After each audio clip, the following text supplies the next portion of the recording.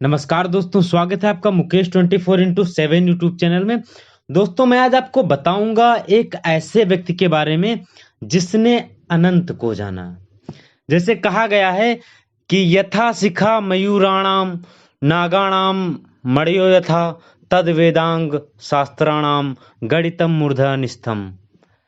अर्थात जिस प्रकार मोर में अपनी कलगी और नागों में उसकी मणि का विशिष्ट स्थान है, उसी प्रकार सभी वेदांगों में गणित का स्थान सर्वोपरि है।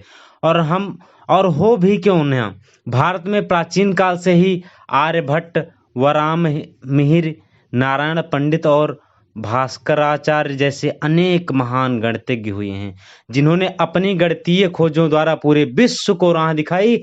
शून्य दशमलव और अनंत की खोज ना हुई होती तो वैज्ञानिक प्रगति के जिस शिखर पर मानव सभ्यता आज विराजमान है, वहां तक पहुंचना शायद संभव ना हुआ होता।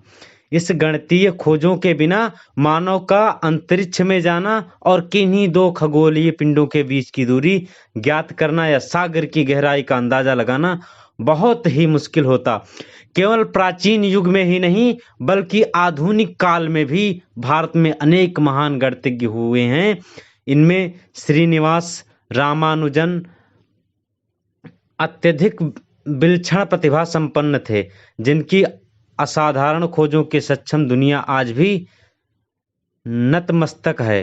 रामानुजन का जन्म 22 दिसंबर 1887 में तमिलनाडु के इरोड में एक साधारण अयंगर ब्राह्मण परिवार में हुआ था। बाल्यावस्था में ही उन्होंने गणित के क्षेत्र में अपनी रुचि विकसित कर ली थी।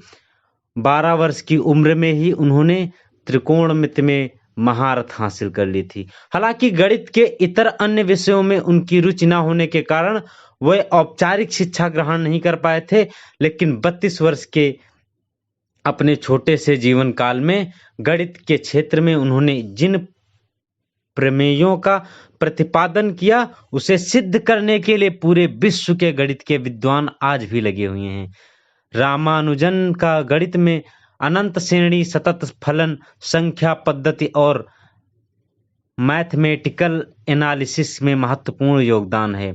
रामानुजन के शोध कार्यों का भौतिक रसायन सहित कंप्यूटर साइंस एवं दूर संचार के क्षेत्र में भी प्रयोग रहा। रामानुजन के जीवन में ब्रिटिश गणितज्ञ भी प्रो हार्डी की भूमिका बहुत ही महत्वपूर्ण साबित हुई। रामानुजन जब मद्रास पोर्ट ट्रस्ट में एक क्लर्क की नौकरी कर रहे थे, तो उनके एक सहकर्मी ने रामानुजन के गणित से संबंधी उनके कुछ कार्यों को प्रोफेसर हार्डी के पास भेजा।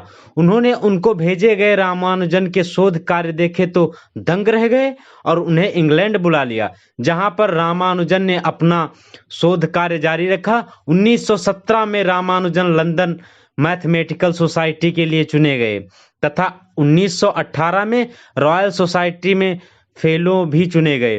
रामानुजन को नंबर थ्योरी अर्थात संख्याओं से विशेष लगाव था। यही कारण है कि उन्हें संख्याओं के अनन्य साधक की उपाधि दी जाती है। कहते हैं कि अपने जीवन के अंतिम समय में जब वे अस्पताल में भर्ती थे, तो उन्हें देखने प्रो हार्डी गए। उन्होंने रामानुजन से कहा कि वह जिस टैक्सी में आए हैं उसका नंबर 1729 था और उनके अनुसार यह कोई महत्वपूर्ण संख्या नहीं है।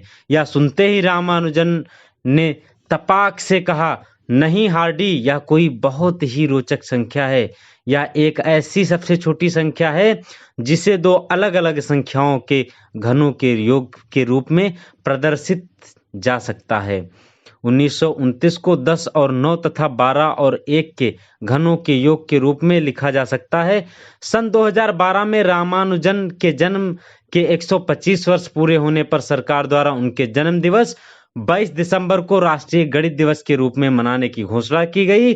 तब से प्रतिवर्ष हम इस महान गणितज्ञ की जयंती राष्ट्रीय गणित दिवस के रूप में मनाते हैं। हालांकि हमें रामानुजन के कार्यों पर शोध को बढ़ावा देने तथा छात्रों के में गणित और विज्ञान के क्षेत्र में रुचि विकसित करने के लिए विशेष प्रयास की जरूरत है, ताकि हम विज्ञान और प्रौद्योगिकी के क्षेत्र में एक बार फिर से महाशक्ति बनकर उभरें और दुनिया को नेतृत्व प्रदान करें। आपको अगर वीडियो अच्छा लगा हो तो कमेंट करके बताएं और हमारे चैनल को सब्सक्राइब करना ना भूलें। और मिलते हैं हम आपको एक नई वीडियो के साथ।